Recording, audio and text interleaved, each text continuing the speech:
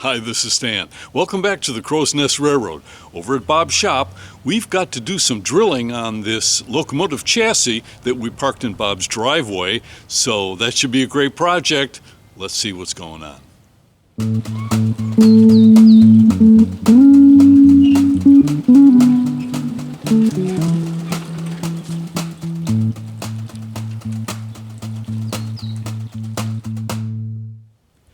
Well, it's the cold spell here in Arizona. In the desert, we don't get snow down in the valley here, but it does get chilly. And, we reach for our jackets. If it gets below 72 degrees, we consider that to be winter, and we go grabbing for the long underwear. So it's been almost freezing at night, and so some plants need to be covered. And so it's a little chilly out here, but we still think we can get some work done. So let's check it out. Alrighty, Bob, what's the plan here? Well, I had to make two bushings, drill bushings as they were, to fit in these holes here, because I want to tap the thread into the bar stock that forms the frame. In order to do that, I want it centered and vertical on the hole. The hole is larger than I want to pilot drill, because when you drill by hand, you don't have the same force, vertical force, that you do with a drill press. I thought we were going to get a little magnetic drill press. We did get a little magnetic drill. And the beauty of the magnetic drill... While Bob's grabbing that, see, what we have to do, we have to mount this chamber down to the frame, and that's got to be, what, 1.5 inch solid steel that we're trying to drill into? Yeah. And the beauty of the magnetic drill, of course, is that when you put it all up... Yeah, it's like a portable drill press. Comfortable, confident manner. I was so sure this would work. So sure right up until I got to this point. And then it didn't work.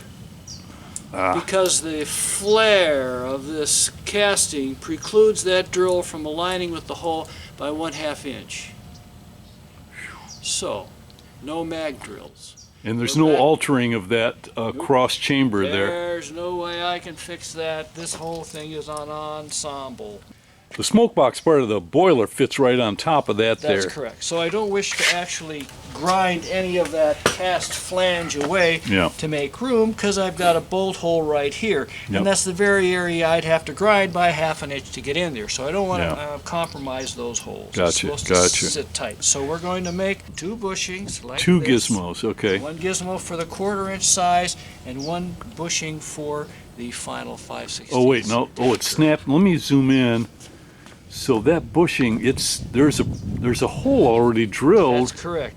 There's an outside diameter that matches the hole in the casting, and then there's an inside diameter that is the drill bit that I want. So I know I'm going to start drilling with a 1/4 inch drill, hoping I can get through 1.5 inches, and then I'm going to upsize it to 5/16, which will be the easier of the two tasks, actually. Well, I've never seen drilling through that thick a piece of steel before, so this should be kind of interesting. Yeah, neither do I. By hand, it's not usually done, for good reason. Now, the other thing essentially necessary on a cold Arizona morning is, and so we've got beverage, we got warm hats. Yeah, and we have hope. We have hope. So I have a lot of hope. You want me to squirt that in there? I'm going to have you squirt it in there. Yeah. I'm not sure how all this is going to work, Stan. Get it.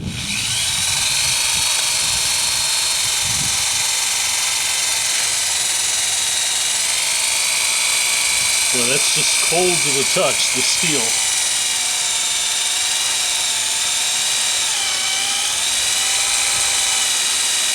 Oop, there's some chips. Is that a good sign? Yeah, that's a good sign. I sharpened the drill bit so that it makes the job easier.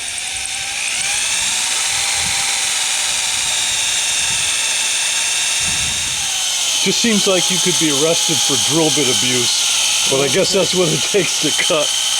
And it's such a deep drill.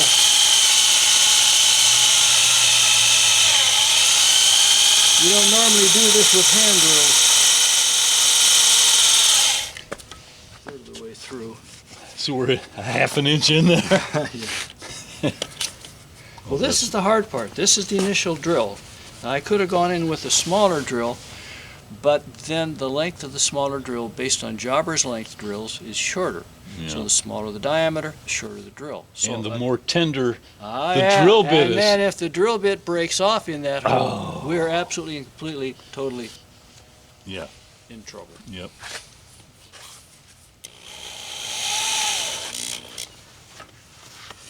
YouTube thanks you for choosing your words carefully there. I'm sure they do.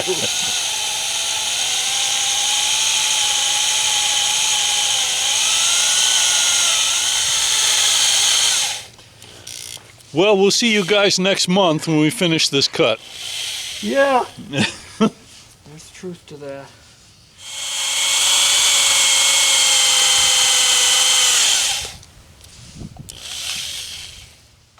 We're going to try to blow the chips out of that while Bob's messing about. Let me just explain. If you didn't see a previous week's episode where we moved this chassis down to Bob's shop here, parked it in the driveway, the boiler, the cab, running board, and tender, and all sorts of other equipment is still up at the Saguaro Central Railroad. But we needed to do some machining on this, and so the best way to do that was to bring it down close to Bob's equipment. He's got a big mill and a lathe and a bunch of other stuff here that we don't have at the railroad. So now that it's here, we hope to get a lot of the machining. Some parts need to be made, others, like this, adapted.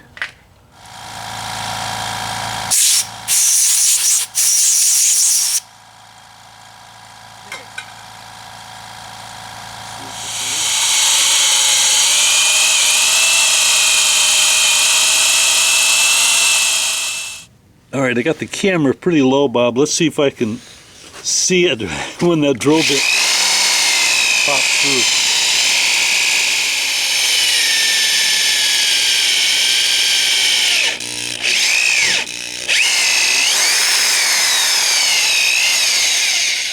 No? Yeah, I can see it. Right there. Yep. We're through. And let me take this. Nice. Let me take this out. So now we have to widen that hole out. And then once we get it to the right diameter, then we have to tap some threads into it.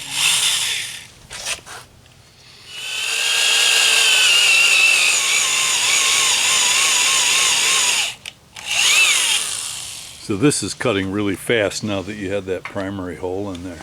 Yes. Ooh. So That's a little bigger than my we need to tap do wrench. that to clear all of this. Otherwise, Wow. we can't get in. All right, so now that we're through, we're going to tap that hole carefully the whole distance, the 1.5 inches down, which is why we got a tap drill, which is reduced in diameter beyond the threads. So this will go through holes all the way down. So we're going to tap that down. Stan's going to lubricate that program for me, and we're going to be very, very careful here.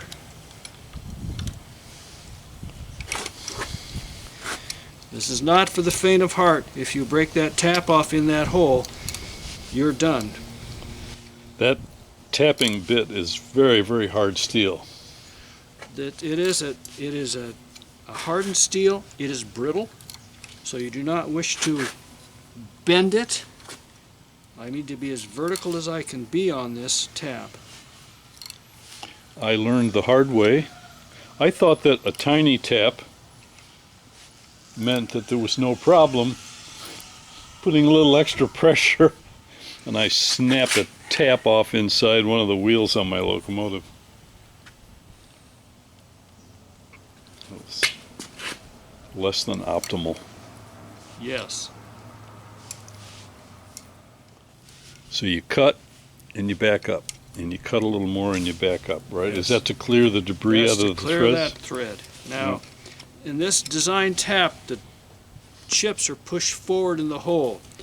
The beauty of that for us is that we have a through hole, so those chips fall out of the hole. If those chips jam the tap, then you don't know that, and you think you're tapping, and you break the tap off because you presume the resistance is due to the metal that you're tapping, not the fact that you've got chips in there. See, I've got chips in there now. When I back off, I clear those chips. So I'm backing off. And they're just dropping through. They're not coming up out. That's correct. So I go quarter, not even a quarter turn, and I back off because I want to get that chip. Okay, sorry about the shakes. I'm going to pull the camera off the tripod. I'm going to look down.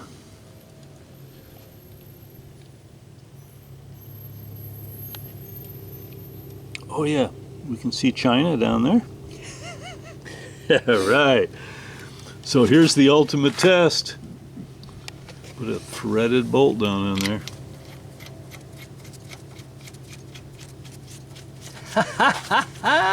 Feels good? Yes, it lines up. We're in good shape. Yes! Woohoo! That is awesome, Bob. So now rinse and repeat. We've got to do this one, 3 more times. this one, and that one. Well, Bob and I are going to say thanks for watching. I will come back to our topic here on this chassis as the weeks unfold, and we'll keep you up to date on all of our progress. So Bob and I say thanks so much. We'll see you right here next time.